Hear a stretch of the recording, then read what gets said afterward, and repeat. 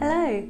Today I'm going to talk about some top tips on how to have an effective first meeting with parents, carers or a nanny agency. This first impression is going to help shape how much trust a family or an agency have in you and ultimately will lead to you having a wonderful time working with some wonderful families.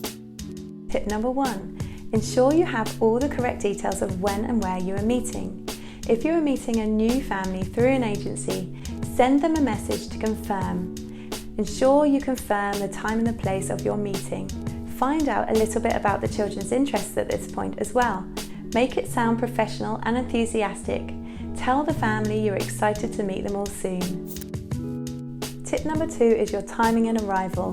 Make sure you arrive on time and never late. This is automatically going to be held against you and says that you don't value their time.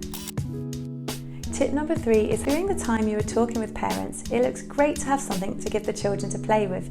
This is why it's important to find out their interests, so then you can bring things that will keep them engaged during the time that the adults are talking.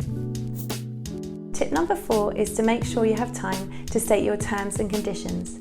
Have your terms and non-negotiable fees and be confident with them. Highlight what you are and are not willing to do in the role.